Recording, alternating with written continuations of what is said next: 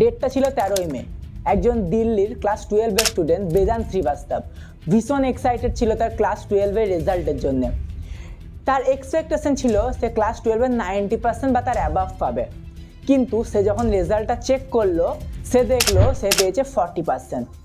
তখন সে ভাবলো আমার এক্সপেকটেশন ছিল 90%, আমি 80% পেতে পারি, 70% পেতে পারি, কিন্তু 40% কীভাবে সম্ভব। এইখান থেকেই তার শুরু হলো মাথায় চিন্তা যে এত কম নাম্বার আমি কী করে। আর এইখান থেকেই শুরু হলো সিবিএসসি স্ক্যামের খোলাসা। তারপরে সে কী করলো, তারপরে সে একটা নির্দিষ্ট চার্জ কাটিয়ে সে বোর্ডের কাছে তার স্ক্যান কপি চাইলো।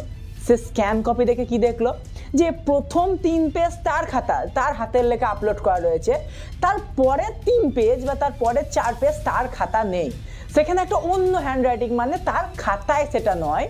সে অবাক হয়ে গেল যে এটা কি করে সম্ভব হয়, প্রথম 3 পেজ আমার খাতা, তারপরে 3 পেজ আমার খাতায় নয়, তাহলে এই রেজাল্টের ভ্যালুয়েশন কি করে হলো, সেই জন্য কি আমি এত কম নাম্বার পেলাম। তারপরে সে প্রথম স্টেপটা নিল, সে টুইট করলো আমাদের সিবিএসসি বোর্ড হেডকোয়ার্টারকে, আমাদের পিএমকে, আমাদের এডুকেশন মিনিস্টার, সবাইকে ট্যাগ করে টুইট করলো যে এইটা কিভাবে পসিবল। এইখান থেকেই শুরু হলো সিবিএসসি স্ক্যামের একটা বড় রকম খোলাসা।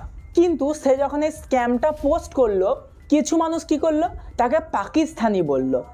আমরা যে আমাদের স্ক্যামটা তুলে ধরছে তাকে আমরা সাপোর্ট না করে আমরা কি করছি, তাকেই দাবিয়ে দিচ্ছি, তাকে পাকিস্তানি বলছি, তাকে উল্টো পাল্টা বলে তার মোটিভেশনই ভেঙে দিচ্ছি। এরপরে কি হলো, তার মতো অনেক স্টুডেন্ট, প্রায় 4 লাখ স্টুডেন্ট তাদের খাতা রিভিউ করলো।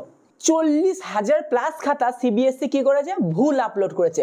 তারা দেখলো যেই খাতাগুলো আপলোড হয়েছে প্রথম 2-3 পেজ তাদের, বা মধ্যে 2-3 পেজ তাদের, বা পুরো খাতাটাই তাদের নয়, অন্য কারোর কপি আপলোড করা রয়েছে। আর কিছু পাতা রয়েছে ব্লার করা, মানে